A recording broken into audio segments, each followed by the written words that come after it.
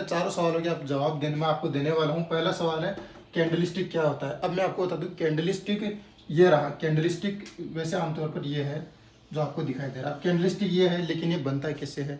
ये बनता है किसी भी शेयर की कीमत पर। जैसे कि प्राइस हाई जा रही है तो ग्रीन बनता जाएगा, अगर लो जा रही है तो ये रेड बनता जाएगा। तो मतलब कि कैंडलस्टिक यही है, ठीक है। अब दूसरा सवाल ये है कि पैटर्न क्यों बनते हैं। पैटर्न जैसे कि मार्केट में तीन तरह के लोग होते हैं, या फिर आप ये मान लीजिए कि आपके पास तीन ऑप्शन है। पहला ऑप्शन ये कि आप किसी चीज़ को खरीद रहे हैं, ठीक है, शेयर खरीद रहे हैं। दूसरा आप शेयर बेच रहे हैं। और तीसरा जो होते हैं जो शेयर को होल्ड रखते हैं। उसी प्रकार से ये काम करते हैं। जैसे कोई बेच रहा होता है तो नीचे गिर रहा होता है, मार्केट गिर जाता है, और अगर कोई खरीद रहा होता है तो मार्केट ऊपर जाता रहता है। तो पैटर्न इसीलिए बनते हैं, कोई खरीदेगा तो मार्केट ऊपर चला जाएगा, और कोई बेचते रहेंगे लोग तो मार्केट नीचे चला जाएगा।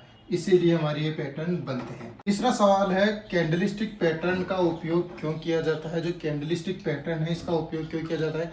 कैंडलस्टिक पैटर्न का उपयोग इसलिए किया जाता है क्योंकि मैं आपको बता दूं, ये जो कैंडल्स होती है ये किसी भी चीज़ की जो रेट है उसको ऊपर जाने वाली है या नीचे जाने वाली है।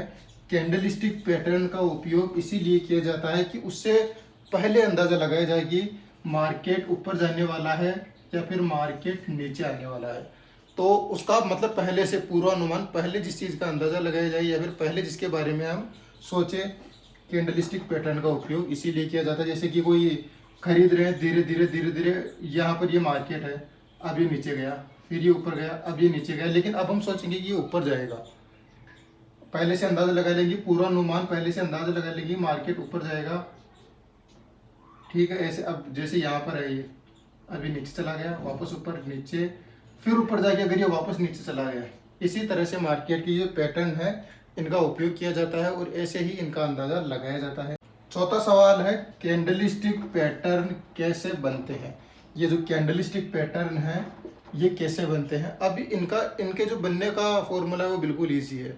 अगर आप इसे आसानी से समझेंगे तो ये बिल्कुल ईजी है। अब उसका ये ईजी ऐसे है कि कैंडलस्टिक पैटर्न कैसे बनते हैं। कैंडलस्टिक पैटर्न बनते हैं किसी भी चीज़ की प्राइस पर। जैसे कि टाटा मोटर्स है, अब उसकी प्राइस है यहाँ पर 100 रुपये, ठीक है।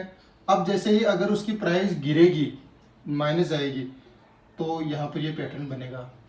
और अगर जैसे कोई बायर्स आएंगे उसको खरीदेंगे तो उसकी प्राइस वापस ऊपर चली जाएगी।